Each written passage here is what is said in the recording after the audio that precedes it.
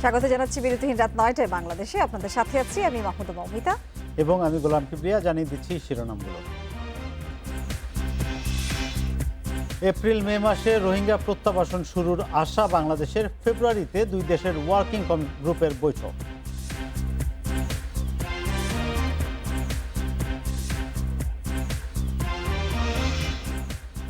April থেকে রাজধানীতে root ভিত্তিক বাস চলাচল জানালেন ডিএসসিসি মেয়র। ৪২ রুট চালু করতে বাড়বে বাসের সংখ্যা।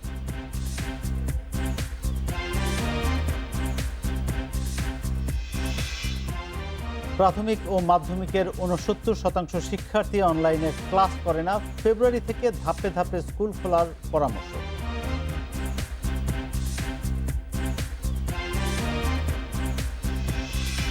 শিরোনামগুলো শুনছিলেন, এবার বিস্তারিত। আগামী এপ্রিল বা মে মাসে রোহিঙ্গা প্রত্যাবাসন প্রক্রিয়া শুরু হবে বলে আশা বাংলাদেশের।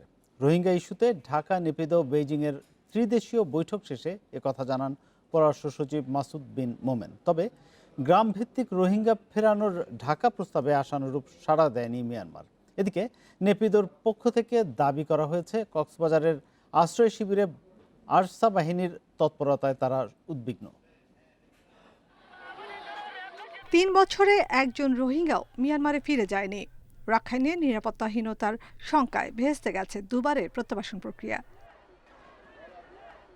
এমন পরিস্থিতিতে চীনকে সাথে নিয়ে রোহিঙ্গা প্রত্যাবাসনের পথ খুঁজতে শুরু করেছে বাংলাদেশ।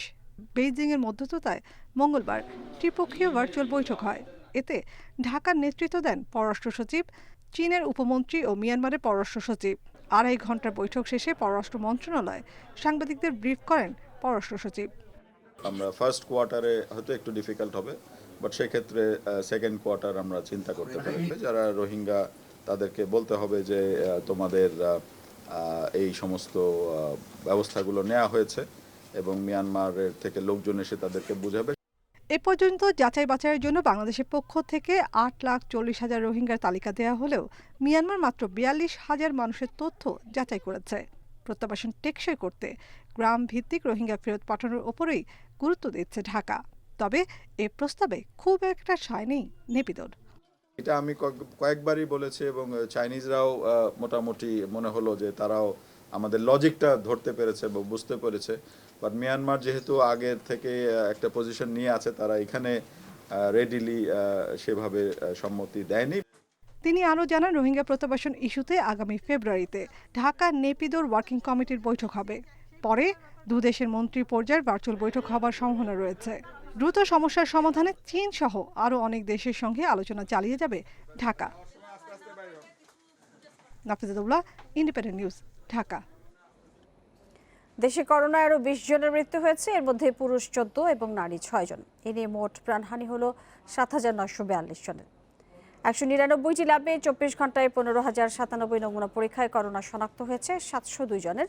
পরীক্ষা বিবেচনায় শনাক্তের হার ৪.৬৫%।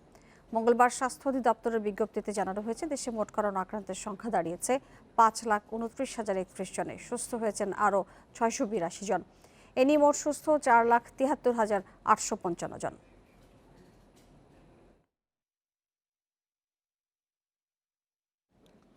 আগামীকাল নয়, পরশু দেশে আসছে অক্সফোর্ডের ২০ লাখ ডোজ করোনা টিকা।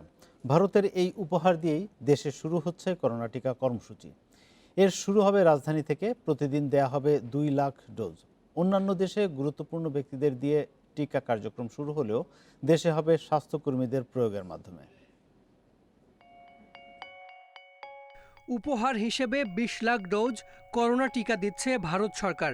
রোববার পররাষ্ট্র মন্ত্রণালয়কে বিষয়টি জানানো হয়। এরই মধ্যে ঔষধ প্রশাসন অধিদপ্তর ছাড়পত্রও দিয়েছে। এই টিকা আসার পর রাখা হবে স্বাস্থ্য অধিদপ্তরের কোল্ড স্টোরে। সিএমএসডিকে এটাকে কনসাইনমেন্ট এজেন্ট করা হয়েছে, ওনারা এটা ক্লিয়ারিং ফরওয়ার্ডিং এজেন্ট দিয়ে ওটাকে ছাড়িয়ে আনবেন। আর হচ্ছে যে আমাদের পররাষ্ট্র মন্ত্রণালয় এনবিআরকে লিখেছে যাতে এটার ট্যাক্সটা ওয়েবিনার করে, মানে ওয়েবিনার বলছি, এই ট্যাক্সটা যাতে মওকুফ করে। আর হচ্ছে যে আমাদের পক্ষ থেকেও আমরা লিখেছি। তারপরে ডিজি ড্রাগ উনিও আমাদেরকে এনওসি দিয়েছেন। সেরাম ইনস্টিটিউট থেকে কেনা ৩ কোটি টিকার প্রয়োগ শুরু হবে ফেব্রুয়ারিতেই। তার আগেই শুরু হবে এই 20 লাখ ডোজের প্রয়োগ। প্রথমে টিকা পাবেন রাজধানীর স্বাস্থ্যকর্মীসহ করোনার সম্মুখ সারির যোদ্ধারা। আমরা যদি ভ্যাকসিন আগে পেয়ে যাই, যেটা ভারত সরকার আমাদেরকে উপহার হিসাবে দিচ্ছে, তাহলে পরে আমাদের কার্যক্রম আমরা আগেই শুরু করব, কিছুটা আগেই শুরু করে দিব এবং শুরু করে তারপরে সারা দেশে ডিপ্লয় করতেও তো একটু টাইম নেবে। তা আমরা সেই সময়টুকু আমাদেরকে দিতে হবে। স্বাস্থ্যমন্ত্রী জানান, আপাতত উপজেলা পর্যন্ত থাকবে টিকাদান কেন্দ্র, সময় মতো তা বাড়ানো হবে ইউনিয়ন পর্যন্ত। Hasan Misbah, independent News, Dhaka. অন্তঃসত্ত্বা মা হেপাটাইটিস বি ভাইরাসের টিকা নেয়ার পরও আক্রান্ত হচ্ছে নবজাতক। সংক্রমিত প্রায় 90% শিশু ভাইরাসটি বহন করে সারা জীবন। বিশ্বের শতাধিক দেশে 24 ঘন্টার মধ্যে এই টিকা দেওয়া হলেও বাংলাদেশে দেওয়া হয় জন্মের 6 সপ্তাহে। বিশেষজ্ঞরাও বলছেন হেপাটাইটিস বি ভাইরাসের টিকা 24 ঘন্টার মধ্যেই প্রয়োগ করা উচিত। আক্রান্ত মায়ের মাধ্যমে নবজাতকের দেহে হেপাটাইটিস বি ভাইরাসের সংক্রমণ বেশি ঘটে। 1 বছরের মধ্যে সংক্রমিত 90% শিশুর জটিলতা দেখা দেয়, মারাও যায় অনেকে। হেপাটাইটিস বি ভাইরাস 3 ভাবে সংক্রমিত হয়: রক্তদানের সময়, অনিরাপদ যৌন সম্পর্ক এবং ভাইরাস বহনকারী অন্তঃসত্ত্বা মায়ের থেকে। চিকিৎসকরা বলছেন এই ভাইরাসটি লিভার ক্যান্সারেরও কারণ। যদি নবজাতক এফেক্টেড হয় বি ভাইরাসের, কিন্তু লাইফ লং থাকবে। একটা হেপাটাইটিস বি ভাইরাস কিন্তু বডির থেকে একবার নির্মূল হয় না, সেজন্য সে যদি থাকে তাহলে কিন্তু সারা জীবন সে সাফার করবে এবং একটা সম্ভাবনা থেকে সে কিন্তু আরেকজনের দেওয়ার সম্ভাবনা থাকে। একজন গর্ভবতী মা যদি হেপাটাইটিস বি দ্বারা আক্রান্ত থাকে, তাহলে মা থেকে বাচ্চার মধ্যে সংক্রমণের সম্ভাবনা থাকে 90% ক্ষেত্রে। পৃথিবীর প্রায় 100টি দেশ, ভারত, সিঙ্গাপুর, মায়ানমার সহ অসংখ্য দেশ হেপাটাইটিস বি টিকার প্রথম ডোজ প্র্যাকটিস করছে জন্মের 24 ঘন্টার মধ্যে। চিকিৎসকরা বলছেন 42তম দিনে নবজাতককে হেপাটাইটিস বি টিকা দেয়া হলে তা নবজাতকের দেহে কার্যকর হয় না। এজন্য জন্মের 24 ঘন্টার মধ্যে এই টিকা দেওয়ার পরামর্শ। আমাদের যে মেইন ট্রান্সমিশনটা হয়, যে মাদার টু চাইল্ড ট্রান্সমিশন, কিন্তু আমরা প্রিভেন্ট করতে পারছি না। যদি মায়ের হেপাটাইটিস বি ভাইরাস ইনফেকশন থাকে, তাহলে আপনার বাচ্চাকে যদি আমরা জন্মের সাথে সাথে জন্মের পরে 24 ঘন্টার ভিতরে যদি ভ্যাকসিন না দিই, তাহলে কিন্তু আমরা এই ট্রান্সমিশনটা প্রিভেন্ট করতে পারবো না। অবশ্যই আমাদের ইপিআই শিডিউলটা এই হেপাটাইটিস বির ক্ষেত্রে একটু চেঞ্জ করতেই হবে। দেশের 1 কোটিরও বেশি মানুষ হেপাটাইটিস বি ভাইরাসে আক্রান্ত, অথচ 90%ই জানেন না তারা এই ভাইরাসটি বহন করছেন। Buddhadeb Kundu, independent News, Dhaka. April থেকেই ঢাকায় রুট ভিত্তিক বাস চলাচল করবে। প্রথম রুট ঠিক করা হয়েছে কেরানীগঞ্জের ঘাটারচর থেকে নারায়ণগঞ্জের কাঁচপুর পর্যন্ত। এরকম 42 রুট চালু করতে হলে রাজধানীতে বাসের সংখ্যা বাড়বে বলে জানান দক্ষিণের মেয়র তাপস। দুপুরে নগর ভবনে বাস রুট রেশনালাইজেশন কমিটির 15তম সভা শেষে এসব কথা বলেন তিনি। যানজট ঢাকার নিয়মিত ব্যাপার, সড়কে বিশৃঙ্খলা বেড়েছে বই কমেনি। এসব নিয়ন্ত্রণে 2015 সালে রুট রেশনালাইজেশনের উদ্যোগ নেন ঢাকা উত্তরের প্রয়াত মেয়র আনিসুল হক। সেটা বাস্তবায়নে বৈঠকের পর বৈঠক করে যাচ্ছে রুট রেশনালাইজেশন কমিটি। উত্তরের মেয়র জানান, প্রাথমিকভাবে ঘাটারচর থেকে মতিঝিল পর্যন্ত একই রঙের বাস চালানোর কথা থাকলেও এখন কাঁচপুর পর্যন্ত রুট করার সিদ্ধান্ত হয়েছে। বাস মালিকদের সাথে কথা বলে আমরা টোটাল এটাকে আমরা নিয়ে যাচ্ছি হলো ঘাটারচর থেকে আমরা কাঁচপুর পর্যন্ত নিয়ে যাচ্ছি এক। আর আমাদের ঢাকা উত্তর সিটি কর্পোরেশন ও দক্ষিণ সিটি কর্পোরেশনের প্রায় 34টি জায়গা নির্ধারণ করা হয়েছে, যেখানে কিছু কিছু জায়গায় বাস বে হবে এবং কিছু কিছু জায়গায় আমাদের বাস স্টপেজ হবে। এখন রাজধানীতে 291টি রুটে বাস চলাচল করে, সেটি 42 রুটে 22 কোম্পানির বাস চালানোর সিদ্ধান্ত নেওয়া হয়েছে। আর মোট বাসের সংখ্যা হবে 9000-এর বেশি। তবে বাস সংখ্যা আরও বাড়বে বলে জানিয়েছেন দক্ষিণ ঢাকার মেয়র। অনানুষ্ঠানিক আলাপ করেছি আমরা, সেই প্রেক্ষিতে একটি চিঠি আমরা দেব, যাতে করে প্রাথমিকভাবে 100 কোটি টাকার মতো একটি বরাদ্দ নির্ধারণ করা যায়, যাতে করে যে বাসগুলো এই রুটগুলোতে চলবে সেগুলো আধুনিকায়ন করার জন্য যেই খরচ হবে, যেই বিনিয়োগটা প্রয়োজন হবে, সেই বিনিয়োগটা যেন তারা সেখান থেকে করতে পারে। এছাড়া আন্তজেলা বাস টার্মিনালগুলোর জন্য বিরুলিয়া, উত্তর কাঁচপুর, হেমায়েতপুর ও কেরানীগঞ্জে 4টি বাস টার্মিনাল করার সিদ্ধান্ত নেওয়া হয়েছে। বন ইবনে কামাল, ইন্ডিপেন্ডেন্ট নিউজ, ঢাকা। ঢাকা দক্ষিণ সিটি কর্পোরেশনের সাবেক মেয়র সাঈদ খোকনের বিরুদ্ধে করা মানহানির 2টি মামলার একটি খারিজ হয়েছে, অন্যটি প্রত্যাহার করে নিয়েছেন বাদী কাজী আনিসুর রহমানের মামলাটি গ্রহণের কোনো উপাদান না থাকায় সকালে ঢাকা মহানগর হাকিম বাকি বিল্লা তা খারিজ করে দেন।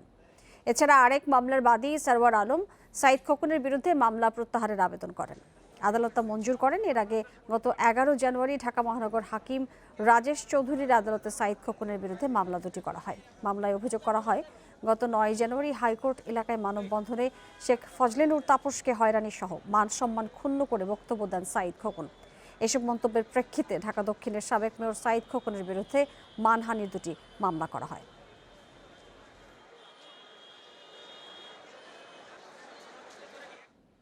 পিপলস লিজিংকে একটি কোম্পানির শতভাগ শেয়ার না দিয়ে নিজের নামে 50% শেয়ার নেন এর সাবেক চেয়ারম্যান ক্যাপ্টেন মোয়াজ্জেম হোসেন।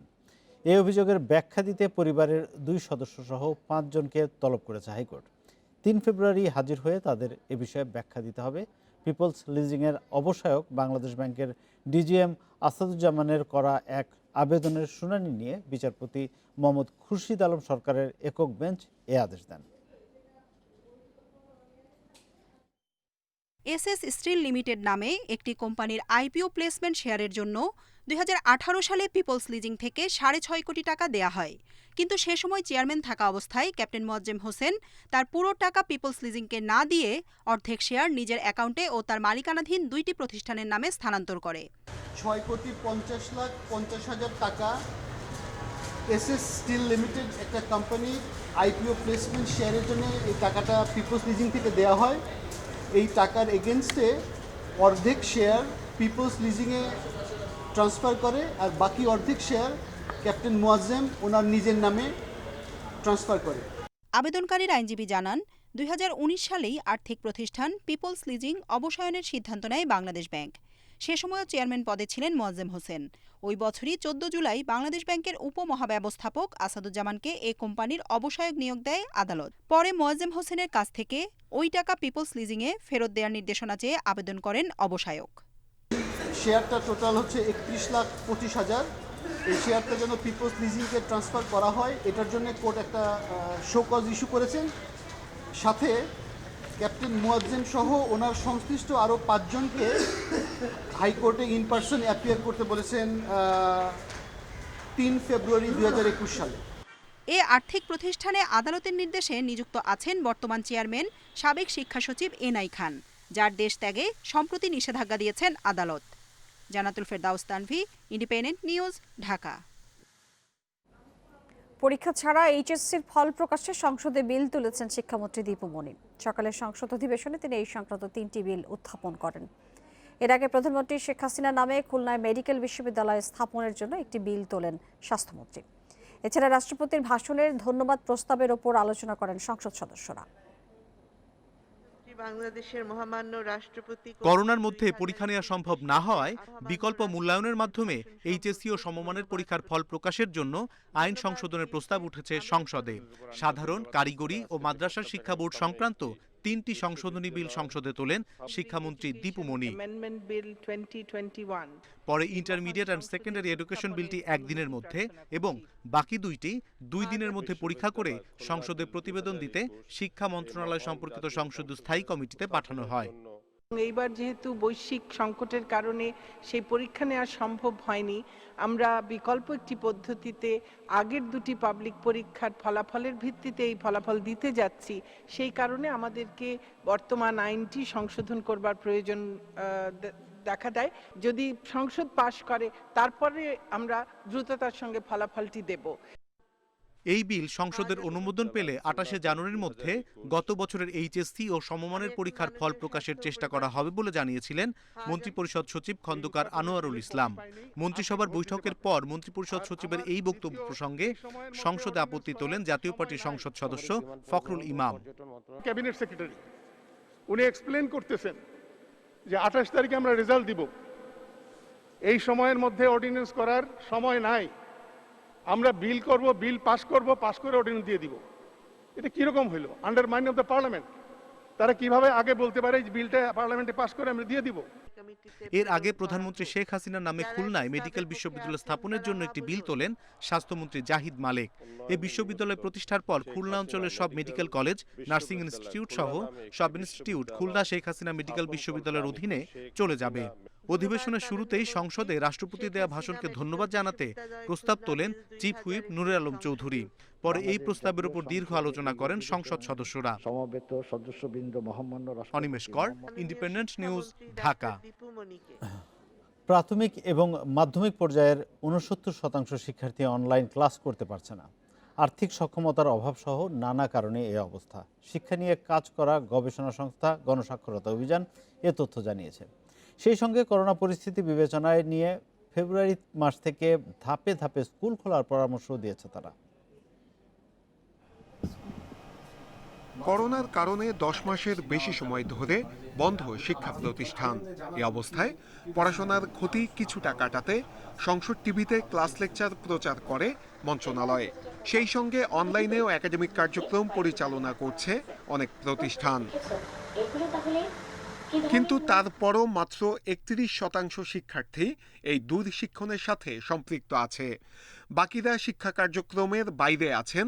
বিশেষ করে হাওর, পার্বত্য, চরাঞ্চল সহ প্রত্যন্ত গ্রামের শিক্ষার্থীরা পড়াশোনার সঙ্গে থাকতে পারছেন না। পাশাপাশি গণসাক্ষরতা অভিযানের পরামর্শ, যেসব এলাকায় করোনা সংক্রমণের হার কম সেখানে ফেব্রুয়ারি থেকে ধাপে ধাপে স্কুল খুলে দেয়া হোক। প্রত্যন্ত অঞ্চলে, গ্রামে গঞ্জে, আদিবাসী এলাকায়, চর হাওর বাওর এলাকায়, তো ওই সমস্ত এলাকায় সবচেয়ে বেশি ডিপ্রাইভড বাচ্চারা কোনো ধরনের দূরশিক্ষণে যুক্ত হতে পারছে না, সংখ্যাটা ওখানে বেশি। এদিকে মন্ত্রণালয় বলছে অনেক শিক্ষার্থী দূরশিক্ষণের বাইরে থাকলেও জরিপের তথ্য অনুযায়ী তা এত সংখ্যক নয়। শিক্ষার্থীদের পড়াশোনার সঙ্গে রাখতে তারা নানা উদ্যোগ নিচ্ছে। তারা এই ডাটাটা কালেক্ট করেছেন মিড ডিসেম্বরে এবং অর্থাৎ মধ্য ডিসেম্বরে।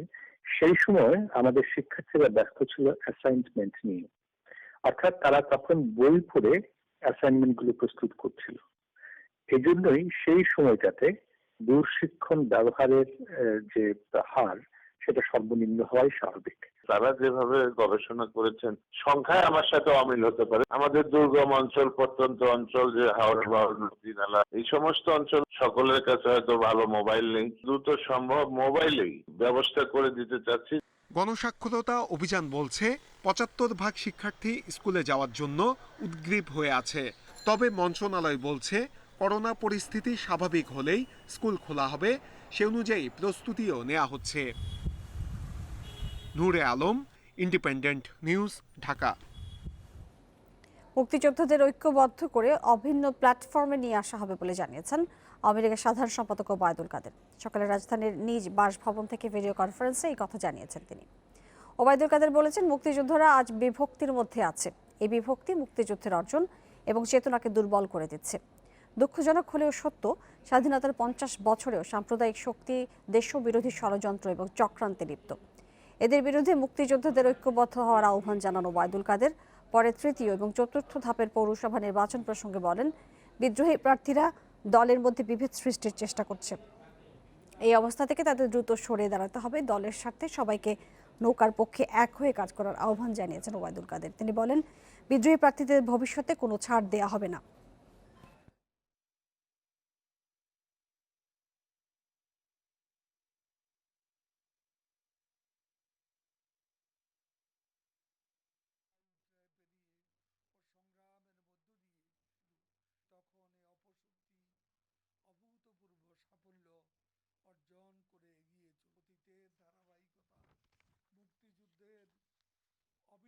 ঐক্যবদ্ধ প্ল্যাটফর্মে নেতৃত্ব দিবেন জাতির শ্রেষ্ঠ সন্তান বীর মুক্তিযোদ্ধাগণ। আমার মনে হয় এই মুক্তিযোদ্ধাদের ঐক্যবদ্ধ করার জন্য আজকে নিরলস প্রয়াস অব্যাহত রাখবে আমাদের নিবেদিত প্রাণ এবং ত্যাগী মুক্তিযোদ্ধাদের নিয়ে গঠিত এবং এই চেতনায় বিশ্বাসীদের নিয়ে গঠিত এই উপকমিটির সদস্যরা সর্বসাধ্য তারা চেষ্টা চালিয়ে যাবেন। দেশে গণতন্ত্র নেই, গণতন্ত্র আবারও ফিরিয়ে আনা হবে বলে মন্তব্য করেছেন বিএনপি মহাসচিব মির্জা ফখরুল ইসলাম আলমগীর। সকালে সাবেক রাষ্ট্রপতি ও বিএনপির প্রতিষ্ঠাতা জিয়াউর রহমানের জন্মদিন উপলক্ষে তার কবরে শ্রদ্ধা নিবেদন শেষে এ মন্তব্য করেন তিনি।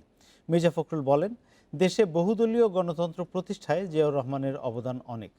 তিনি জাতিকে স্বাধীনতায় অনুপ্রাণিত করেছিলেন। পরে বিএনপির রাজনৈতিক বিপর্যস্ত অবস্থার কথা উল্লেখ করে বলেন, এই অবস্থা থেকে শিগগিরই ঘুরে দাঁড়াবে বিএনপি। এর আগে সকালে জিয়াউর রহমানের 85তম জন্মবার্ষিকী উপলক্ষে রাজধানীর শেরেবাংলা নগরে তার সমাধিতে শ্রদ্ধা জানান দলের কেন্দ্রীয় নেতারা। পরে তারা ফাতেহা পাঠ এবং মোনাজাতে অংশ নেন। এর আগে ভোরে রাজধানীর নয়াপল্টনে দলের কেন্দ্রীয় কার্যালয়ে জাতীয় পতাকার পাশাপাশি দলীয় পতাকা উত্তোলন করা হয়।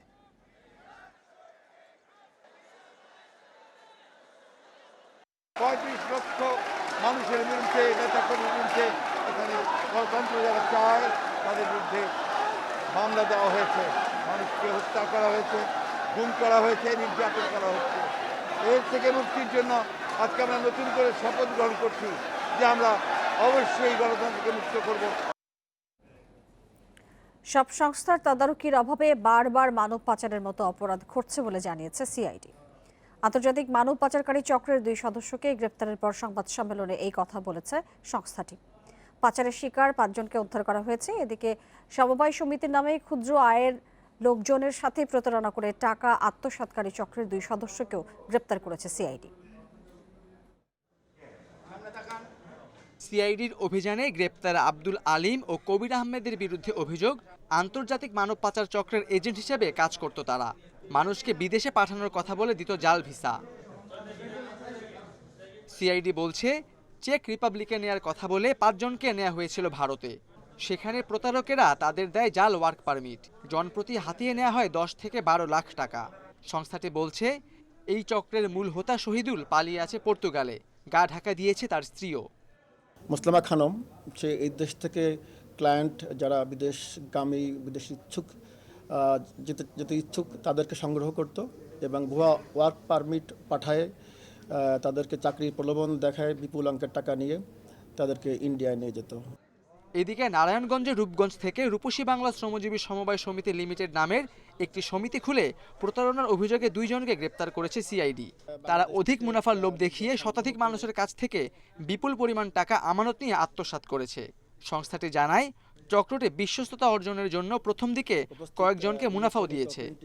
এটা আসলে মানে একদম প্রান্তিক লেভেলে গরিব মানুষের টাকা নিয়ে তারা এটা করছে এবং এখানে কিন্তু খুব বেশি লাভ দেখানো হয়নি, মোটামুটি লাভ দেখানো হয়েছে, কিন্তু টাকাটা নেওয়ার পরে তাদের অফিস বন্ধ করে চলে গেছে। কোনো প্রতিষ্ঠান অস্বাভাবিক মুনাফার লোভ দেখালে সেখানে বিনিয়োগ না করার পরামর্শ দেন এই কর্মকর্তা। অবস্থান করছেন এবং তার স্ত্রী। Khaled Raihan, independent News, Dhaka. গোপন সংবাদের ভিত্তিতে পুরান ঢাকার উর্দু রোড থেকে 13 ট্রাক প্লাস্টিক তৈরির কাঁচামাল পিপি দানা জব্দ করেছে জাতীয় রাজস্ব বোর্ডের কাস্টমস গোয়েন্দা ও তদন্ত অধিদপ্তর। কর্মকর্তারা জানিয়েছেন, শুল্কমুক্ত সুবিধার এসব পণ্য খোলা বাজারে বিক্রি করা হচ্ছিল। প্রাথমিক তদন্তে জানা গেছে, এর মালিক নীলফামারীর উত্তরা ইপিজেডের কারখানা এবং ঢাকার একটি রপ্তানিমুখী প্রতিষ্ঠান। রপ্তানিমুখী শিল্প প্রতিষ্ঠানকে বন্ডেড ওয়্যারহাউসের আওতায় বিনা শুল্কেই কাঁচামাল আমদানির সুযোগ দেয় জাতীয় রাজস্ব বোর্ড এনবিআর। তবে প্রায়ই এই সুবিধায় আনা পণ্য খোলা বাজারে বিক্রির অভিযোগ ওঠে। গোপন সংবাদের ভিত্তিতে 17 তারিখ দিবাগত রাতেই পুরান ঢাকায় অভিযান চালায় কাস্টমস গোয়েন্দারা। সেখানে আটক করা হয় 13টি ট্রাক, যেগুলোতে ছিল প্রায় 150 টন পিপি দানা। গোয়েন্দারা জানান, আটকের সময় কিছু ব্যক্তি এর মালিকানা দাবি করলেও তারা প্রকৃত মালিক নন। এরা তো রপ্তানিকারক প্রতিষ্ঠান থাকে যারা রপ্তানি করবে, এই জন্য রপ্তানিতব্য পণ্যের উৎপাদন কার্যে ব্যবহার করবে এরকম সকল কাঁচামাল আমদানি করে। হয় সরাসরি রপ্তানি অথবা প্রচ্ছন্ন রপ্তানি। তো সেই কাঁচামাল সমূহ আমদানি করে খোলা বাজারে বিক্রি করা অবশ্যই কাস্টমস আইনে একটি অপরাধ এবং এতে রাষ্ট্র ক্ষতিগ্রস্ত হয়। আটক পণ্যের বাজার মূল্য প্রায় 1.5 কোটি টাকা। এতে জড়িত রাজস্বের পরিমাণ কোটি টাকার বেশি। গোয়েন্দারা জানান, বন্ডেড ওয়্যারহাউসের পণ্য খোলা বাজারে বিক্রি করায় একদিকে সরকার যেমন রাজস্ব হারাচ্ছে, অন্যদিকে ক্ষতিগ্রস্ত হচ্ছে স্থানীয় শিল্প। সরকারের রাজস্ব ক্ষতি, এরপরে রপ্তানি পণ্যে ব্যবহার হলো না, এগুলো রপ্তানি হবে না এবং বৈদেশিক মুদ্রা আমাদের দেশে আসবে না, এটা আর একটা ক্ষতি। আর এর আরেকটা ক্ষতি হলো যে এইগুলো, এই শুল্ককর মুক্তভাবে আনা উপকরণ, এইগুলো স্থানীয় বাজারে প্রবেশ করে। স্থানীয় বাজারে প্রবেশ করার ফলে স্থানীয় যে শিল্প, সেই শিল্প তাদের সাথে প্রতিযোগিতায় টিকে থাকতে পারে না। আটক পণ্যের বিষয়ে মামলা করার প্রস্তুতি নিচ্ছেন গোয়েন্দারা। তারা জানান, অপরাধ প্রমাণ হলে সংশ্লিষ্ট প্রতিষ্ঠানের লাইসেন্স বাতিলের উদ্যোগ নেওয়া হবে। Ruhul Amin, independent News, Dhaka. বুড়িগঙ্গার তীর দখলের দায়ে একটি 5তলা ভবন সহ ছোট বড় অন্তত 100 বাড়ি ভেঙে দিয়েছে বাংলাদেশ অভ্যন্তরীণ নৌ পরিবহন কর্তৃপক্ষ BIWTA। এতে দখলমুক্ত হয়েছে প্রায় আধা কিলোমিটার নদীর জমি। সংস্থাটির দাবি, নদী তীর দখল করে নির্মাণ হয়েছে এসব স্থাপনা। তবে বাড়ির মালিকদের দাবি, নিয়মিত খাজনা এবং হোল্ডিং ট্যাক্স দিচ্ছেন তারা, তারপরও কিভাবে অবৈধ তা বুঝতে পারছেন না তারা।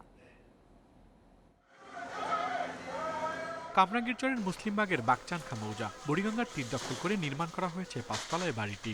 ভবনের অন্তত 20 ফুট পড়েছে নদীর তীরভূমিতে, তাই ভবনের সামনের অংশ ভেঙে দিচ্ছে BIWTA-র ভ্রাম্যমাণ আদালত। বাড়ি মালিকের দাবি, পৈতৃক সম্পত্তিতে বাড়ি বানিয়েছেন তিনি। এছাড়া স্থাপনা সরিয়ে নিতে সময় চাইলেও দেয়া হয়নি। আমার দাদাই খাইয়ে গেছে, আমার বাপে খাইছে, আমি খাইতাছি, এরপরে আমার CS আছে, আর সব কিছু আছে, নামজারি আছে, সিটি জরিপ আছে, এগুলো দেখেই না। এই এলাকার 64 নম্বর থেকে 79 নম্বর পিলার পর্যন্ত অন্তত 100টিরও বেশি 3তলা ও 2তলা ভবন রয়েছে, যার সবই ভেঙে দিয়েছে BIWTA। অভিযোগ আছে, ঠিকাদারদের যোগসাজশে আগেরবার পিলার বসানো হয় নদীর দিকে, তাই অনেকেই স্বাগত জানিয়েছে উচ্ছেদ অভিযানকে, যদিও বাড়ির মালিকেরা এসব সম্পত্তি নিজের বলে দাবি করছেন। আমি কেন আর আমার আব্বা, আমার বাপ চাচারা ছিল এক টাইমে, হয়তো এখন উচ্ছেদ করে লেগে। আসলে আমি তখনও দেখছিলাম যে এখানে ইয়ে ছিল আর কি, ছাবড়া ছিল, খাল ছিল, এখানে অনেকটা ছাবড়া ছিল। ঘর বাড়ি করছি, আরো 2-3 বার ভাঙছে, তারা দেখছে যে কাগজপত্র তারা ভাঙে নাই। না, আমরা তো সরকারি সম্পদ দখল করি না, এটা আমরা ভাড়া ছিলাম, ভাড়া দিয়া এখানে আমরা এতদিন 30,000 টাকা মাস ভাড়া ছিল। এদিকে BIWTA বলছে, পুরানো সীমানা পিলারে আপত্তি ছিল তাদের, তাই যৌথ জরিপের মাধ্যমে ঠিক করা হয়েছে নতুন সীমানা। 2009 সনে মহামান্য হাইকোর্টের আদেশ অনুযায়ী যে যৌথ জরিপ এলাকায় গণপূর্ত বিভাগ করে যে সীমানা পিলার এখানে বসিয়েছে, এটা আপত্তিকৃত সীমানা পিলার। এই আপত্তিকৃত সীমানা পিলারের কারণে ট্রান্সপোর্ট নদী কমিশন, নৌপরিবহন মন্ত্রণালয়ের সিদ্ধান্ত অনুযায়ী সারা ঢাকার চারপাশে নতুনভাবে যৌথ জরিপ হয়েছে। সেই নতুনভাবে যৌথ জরিপের আলোকে আমরা এখন নতুন একটি প্রকল্প বাস্তবায়ন করছি, যেখানে নতুন সীমানা পিলার বসবে। সংস্থাটি জানায়, উদ্ধার করা জায়গা আবারও দখল ঠেকাতে বেড়া ও বনায়নের কর্মসূচি হাতে নেওয়া হয়েছে, যা বাস্তবায়ন করা হবে দ্রুতই। আল আমিন হোসেন, ইন্ডিপেন্ডেন্ট নিউজ, ঢাকা। অপেক্ষার পালা শেষ। আন্তর্জাতিক ক্রিকেটে ফিরছে বাংলাদেশ। ঘরের মাঠে প্রতিপক্ষ দ্বিতীয় সারির ওয়েস্ট ইন্ডিজ। এই সিরিজ দিয়েই শুরু হচ্ছে টাইগারদের 2023 বিশ্বকাপ মিশন। অধিনায়ক তামিমের লক্ষ্য, ধারাবাহিকতা আর দলের সাফল্য। সাকিবের প্রত্যাবর্তনে দলে বাড়বে আত্মবিশ্বাস, বলছেন ODI অধিনায়ক। অন্যদিকে খর্বশক্তির দল নিয়েও জয় দিয়ে সিরিজ শুরুর আশা ক্যারিবীয় অধিনায়কের। ম্যাচ শুরু সকাল 11:30টায়।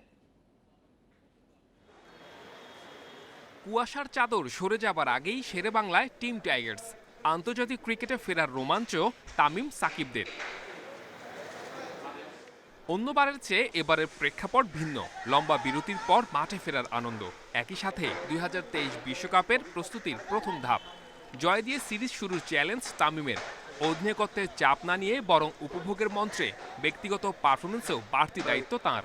To start well is very important, and then যদি ভালো অবশ্যই করি, and if we take all the boxes, why not?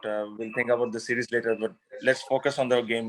আমার কাছে মনে হয় যে with time you will understand, or people will understand, and আমিও আরো ভালো করতে পারবো যে which way I'm going. নতুন বছরে নতুনের আবাহন রাসেল ডোমিঙ্গোর। ভবিষ্যৎ পরিকল্পনার অংশ হিসেবে উইন্ডিজ সিরিজ দিয়ে পরীক্ষা নিরীক্ষায় যাচ্ছেন হেড কোচ। সাকিবকে 4-এ খেলানোর ঝুঁকি নিচ্ছে বাংলাদেশ। পাশাপাশি সৌম্যকে সাথে খেলার সাহসী সিদ্ধান্ত ম্যানেজমেন্টের। তবে দুই পক্ষের সম্মতিতে সবটাই হয়েছে, জানান Tamim. He has no issues, he understands. That also gives him some breathing space because he's coming back after a long time. সৌম্যকে আমরা এই কথাটা বলেছি অলমোস্ট প্রেসিডেন্ট কাপের আগে, that this one position that we will like you to bat, get ready mentally and skillfully. So this is not a surprise for anyone. নানা জটিলতা পেরিয়ে বাংলাদেশে আসে উইন্ডিজ। তবে সফরে দলের গুরুত্বপূর্ণ ক্রিকেটারদের অনুপস্থিতি শুরু থেকেই খর্বশক্তির তকমা দিয়েছে সফরকারীদের। এরপরও তরুণ দলটা নিয়ে লড়াইয়ের আত্মবিশ্বাস জেসন মোহাম্মদের কণ্ঠে। সফরকারীরা দ্বিতীয় সারির বলে অ্যাডভান্টেজ বাংলাদেশের পক্ষেই থাকবে, তবে নিজেদের ব্র্যান্ড অফ ক্রিকেটেই মনোযোগ তামিমের। ঠিক 314 দিন পর আন্তর্জাতিক ক্রিকেটে ফিরছে বাংলাদেশ। শতভাগ বায়ুবাবল নিশ্চিতের পরই উইন্ডিজকে বাংলা আনতে পেরেছে বিসিবি। করোনার মধ্যে বছর জুড়ে সিরিজ আয়োজনে অন্য দেশগুলোকে আশ্বস্ত করতে উইন্ডিজ সিরিজটা বিসিবির জন্য কঠিন পরীক্ষা। Saiful Majumdar, independent News, Dhaka. West ইন্ডিজের বিপক্ষে প্রথম ওয়ানডেতে হতে পারে 2 অভিষেক। শরীফুল ইসলাম, শেখ মাহিদের সম্ভাবনা বেশি। 2023 বিশ্বকাপ ভাবনায় মিডল অর্ডারে আস্থা আনতে বদল হচ্ছে সাকিবের পজিশন। পেস বান্ধব উইকেটে মুস্তাফিজ রুবেলের সঙ্গে হতে পারেন শরীফুল। দীর্ঘ 10 মাস পর আন্তর্জাতিক ক্রিকেটের প্রত্যাবর্তনে বেস্ট 11 বেছে নেওয়ার কঠিন কাজটা সমাধান করেছেন হেড কোচ। 2023 বিশ্বকাপ পরিকল্পনায় উইন্ডিজ সিরিজ থেকেই মাস্টার প্ল্যান ডমিঙ্গোর। জিম্বাবুয়ে সিরিজে দারুণ সফল তামিম লিটন জুটি নতুন বল সামলাবেন। দীর্ঘমেয়াদী পরিকল্পনায় 3 নম্বর পজিশনে সাকিবের জায়গায় ডমিঙ্গোর পছন্দ নাজমুল শান্ত। মিডল অর্ডারে আস্থা ও গভীরতা আনতে 4 টাইগার পোস্টার বয় সাকিব। 5 ও 6 নম্বর স্পটে মুশফিক মাহমুদুল্লাহ। ওপেনার সৌম্য নেমে যাবেন 7-এ। 8 নম্বর পজিশন নিয়ে মিঠুন, শেখ মেহেদী, আফিফের লড়াই। তবে অলরাউন্ড নৈপুণ্যে মিঠুন ও আফিফকে পেছনে ফেলে অভিষেক হতে পারে শেখ মেহেদীর। কোচ জানিয়ে দিয়েছেন 3 পেসার নিয়ে নামবেন। অভিজ্ঞ মুস্তাফিজের সাথে কোচের আস্থা রুবেল। তৃতীয় পেসার হিসেবে অভিষেকের অপেক্ষায় শরীফুল ইসলাম কিংবা হাসান মাহমুদের একজন। তবে সাম্প্রতিক পারফরম্যান্স এগিয়ে রাখবে শরীফুলকে। উইকেট থেকে বাড়তি সুবিধা পাবেন পেসাররা, তবে খুব একটা ভাবার দরকার নেই স্পিনারদের। ম্যাচের সিংহভাগই দিনের আলোতে হওয়ায় শিশির নিয়ে ভাবতে হচ্ছে না কোনো দলকে। ব্রিসবেনে শেষ দিনের রোমাঞ্চে ঐতিহাসিক জয় ভারতের। ঋষভ পান্তের অপরাজিত 89 রানের ইনিংসে অস্ট্রেলিয়াকে 3 উইকেটে হারিয়েছে রাহানের দল। পাশাপাশি 2-1 ব্যবধানে বর্ডার গাভাস্কার জিতে সিরিজ নিজেদের কাছেই রেখে দিল ভারত। ক্রিকেট বিশ্ব এই জয়কে দেখছে ভারতের সর্বকালের সেরা হিসেবে। অবিশ্বাস্য, অভাবনীয় রূপকথা, এই শব্দগুলো হয়তো ভারতের এই জয়ের মাহাত্ম্যকে পুরোপুরি প্রকাশ করবে না।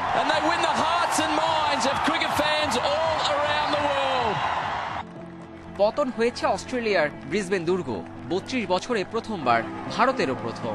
36 রানে লজ্জা দিয়ে সিরিজ শুরু, আর শেষটা 2-1 ব্যবধানে সিরিজ জয় দিয়ে। সকাল সব সময় দিন কেমন যাবে সেই ইঙ্গিত দেয় না। বর্ডার গাভাস্কার ট্রফি নিজেদের কাছেই রেখে দিল টিম ইন্ডিয়া। সেই সাথে আইসিসি টেস্ট চ্যাম্পিয়নশিপেও 1 নম্বরে উঠল ভারত। অথচ শেষ দিনের হিসেব নিকেশটা মোটেও ভারতের পক্ষে ছিল না। 10 উইকেট হাতে থাকলেও করতে হবে 324। টেস্টের 5ম দিনের হিসেবে যা প্রায় অসম্ভবই বলা চলে। রোহিত শর্মার দ্রুত বিদায়ের পর পূজারা আর শুভমান গিলের 114 রানের পার্টনারশিপে নতুন আশা। ভয়ডরহীন ব্যাটিংয়ে 91-এর পর গিল ফিরলেও পূজারার 2 সেশন বুক চিতিয়ে লড়াইয়ে দমেনি ভারত। এরপর বীরত্বের সব বিশেষণের পশ্চা সাজানো ইনিংস নিয়ে হাজির হন ঋষভ পান্থ। 9-4 আর 1 ছক্কায় 89 রানের ইনিংসটা পান্থের এই ছোট্ট ক্যারিয়ারেই নিঃসন্দেহেই সেরা। আমার জীবনের অন্যতম সেরা মুহূর্ত এটি।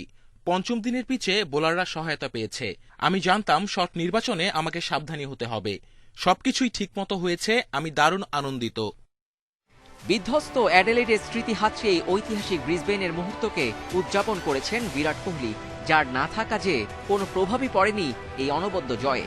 সচিন টেন্ডুলকার এই জয়কে দেখেছেন ভারতের টেস্ট ইতিহাসেরই সেরা সিরিজ জয় হিসেবে। ডিভিলিয়ার্স, মাইকেল ভন, কে নেই ভারত বন্দনায়। বিসিসিআই সভাপতি সৌরভ গাঙ্গুলি 5 কোটি রুপি পুরস্কারও ঘোষণা করেছেন। Abidur Rahman, Independent News. আর এই নিয়ে প্রতিবেদন থাকছে সংবাদের শেষ অংশে। চলে যাচ্ছি পরের খবরটিতে।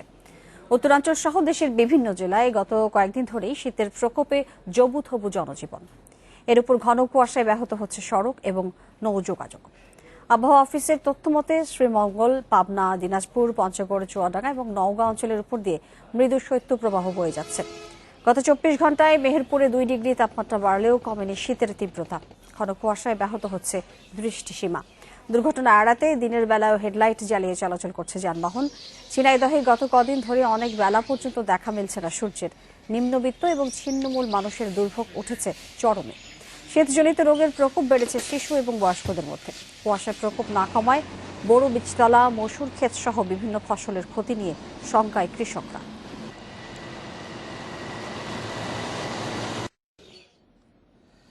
কেডিএস গ্রুপের দেয়া একের পর এক মিথ্যা এবং বিভ্রান্তিকর মামলা থেকে মুক্তি চান প্রতিষ্ঠানের সাবেক এক্সিকিউটিভ ডিরেক্টর মুনির হোসেন খান এবং তার পরিবার। আগামীতে আইনজীবীর পরামর্শে কেডিএস গ্রুপের বিরুদ্ধে মামলা করার কথাও জানান তারা। মঙ্গলবার চট্টগ্রাম প্রেস ক্লাব মিলনায়তনে আয়োজিত এক সংবাদ সম্মেলনে এসব কথা জানানো হয়। তার বিরুদ্ধে আনীত অভিযোগ সত্য নয় দাবি করে মুনির হোসেন জানান, চাকরিকালীন তার বিরুদ্ধে কোনো ধরনের অনিয়মের অভিযোগ আসেনি। অনিয়ম থাকলে তা অবশ্যই অডিট প্রতিবেদনে ধরা পড়তে বলে দাবি তার। 2007 সালে কেডিএস গ্রুপের এক্সিকিউটিভ ডিরেক্টরের পদে যোগ দেন মুনির হোসেন খান। প্রায় 11 বছর কঠোর পরিশ্রমের মধ্য দিয়ে KYCR কয়েল ইন্ডাস্ট্রিজ ও KY স্টিল লিমিটেডকে দেশের সেরা ঢেউটিন উৎপাদনকারী প্রতিষ্ঠানে পরিণত করেন তিনি।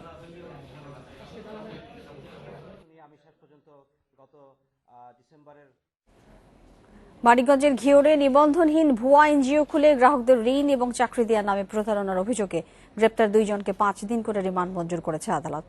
দুপুরে জেলা সিনিয়র জুডিশিয়াল ম্যাজিস্ট্রেট আদালতের বিচারক জান্নাতুল রাফিন সুলতানা তাদের এই রিমান্ড মঞ্জুর করেছেন। ঘিওর থানার ওসি রিয়াজউদ্দিন আহমেদ বিপ্লব জানিয়েছেন, গতরাতে ঢাকার আশুলিয়া থেকে ভুয়া ওই প্রতিষ্ঠানের ক্যাশিয়ার সম্রাট এবং ম্যানেজার সিরাজুল ইসলাম পরশকে গ্রেপ্তার করা হয়। তাদের আদালতে হাজির করে 7 দিনের রিমান্ড আবেদন করলে শুনানি শেষে আদালত তাদের 5 দিনের রিমান্ড মঞ্জুর করেন। প্রতারক চক্রের অন্য সদস্যদের গ্রেপ্তারে অভিযান চলছে। গত 1 জানুয়ারি উপজেলার বানিয়াজুড়ি এলাকায় একটি ভাড়া বাড়িতে ব্যবসায়ী সঞ্চয় সমিতি বেক্সিমকো গ্রুপ নামের প্রতিষ্ঠান চালু করে তারা। এরপর শতাধিক গ্রাহককে ঋণ এবং চাকরি দেওয়ার নামে 15 লাখ টাকা হাতিয়ে নিয়ে গা ঢাকা দেয়।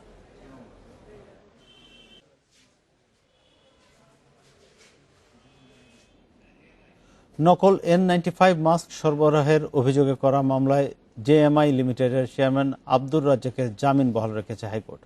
সকালে বিচারপতি মোহাম্মদ নজরুল ইসলাম তালুকদার এবং বিচারপতি মহিউদ্দিন শামীমের বেঞ্চ এ আদেশ দেন। জেএমআই লিমিটেডের চেয়ারম্যান আব্দুর রাজ্জাকের জামিন বাতিলের রুল খারিজ করে এ আদেশ দেওয়া হয়। গত 15 অক্টোবর ঢাকার মহানগর সিনিয়র স্পেশাল জজ এই মামলায় জেএমআই লিমিটেডের চেয়ারম্যান আব্দুর রাজ্জাককে জামিন দেন। এর বিরুদ্ধে দুদক হাইকোর্টে রিভিশন আবেদন করলে রুল দেন হাইকোর্ট। করোনাকালে প্রতিষ্ঠানটির বিরুদ্ধে সরকারি হাসপাতালে নকল মাস্ক সরবরাহের অভিযোগ ওঠে। নকল N95 মাস্ক সরবরাহের অভিযোগে গত 29 সেপ্টেম্বর আব্দুর রাজ্জাক সহ অন্যদের বিরুদ্ধে দুদকের সমন্বিত জেলা কার্যালয় ঢাকা 1 মামলাটি করা হয়।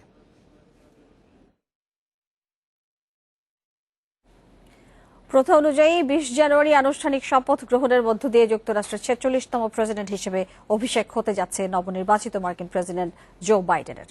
তার আগে সকালেই হোয়াইট হাউস ছাড়বেন বিদায়ী প্রেসিডেন্ট ডোনাল্ড ট্রাম্প।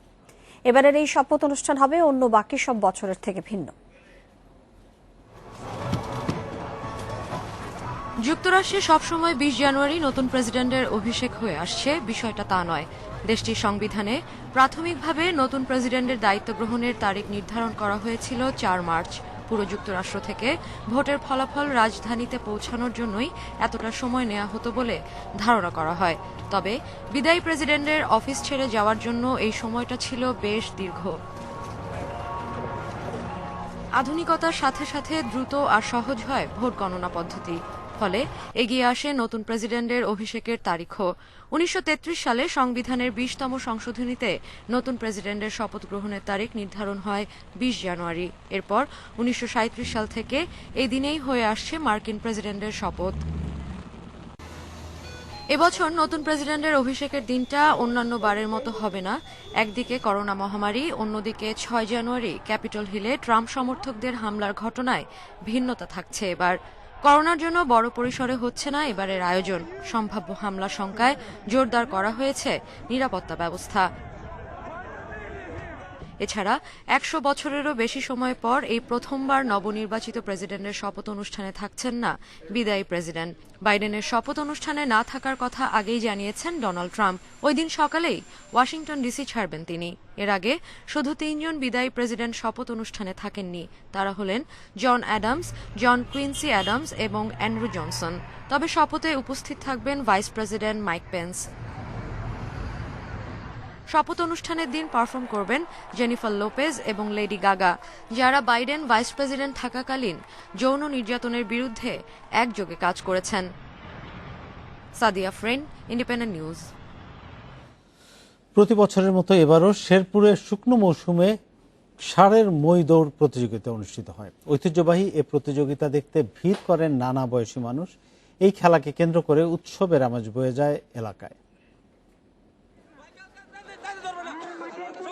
একসময় গ্রামের মানুষের আনন্দ অনুষঙ্গের অংশ ছিল গরুর মই দৌড় প্রতিযোগিতা। কৃষিজীবী ও শ্রমজীবী মানুষরাই খেলার দর্শক আয়োজক ছিল, কিন্তু সময়ের ব্যবধানে আজ খেলাটি বিলুপ্ত প্রায়। আগের মতো আর নিয়মিত আয়োজন না হলেও কমেনি এর জনপ্রিয়তা। যেখানে এই প্রতিযোগিতার আয়োজন করা হোক না কেন, নানা বয়সী মানুষ জড়ো হন তা উপভোগ করতে। চান নিয়মিত আয়োজন। গরুর দৌড় এটা আমাদের পূর্বপুরুষ থেকে চলে আসতেছে, এখন পর্যন্ত আছে। আশা করি আগামী দিনেও এই খেলা এলাকায় থাকবে। এই খেলাটা আমি জীবনে খেলালাম, খেলাটা খেলাই আমি শেষ বঙ্গু। হঠাৎ করে শুনলাম যে শ্রীবর্দী পৌরসভাতে এই মই খেলা হয়ে থাকে। হঠাৎ করে আমি আসলাম, আশা দেখি এই খেলা আমার কাছে অনেক ভালো লাগছে। নতুন প্রজন্মকে গ্রাম বাংলার ঐতিহ্যের সঙ্গে পরিচয় করিয়ে দিতেই প্রতি বছর এই খেলার আয়োজন করে শ্রীবর্দীর একটি সমবায় সমিতি। আগামীতেও ইনশাল্লাহ আমরা এই খেলা আয়োজন করব, এই ঐতিহ্য ধরে রাখার জন্য আমরা চেষ্টা করব। আমরা প্রত্যেক বছর এই বিশাল মইমেলার আয়োজন করি। আমরা ভবিষ্যতে এই মইমেলা আয়োজন করব। আমরা এলাকাবাসীকে এই বিষয়ে আনন্দ দিয়ে থাকি।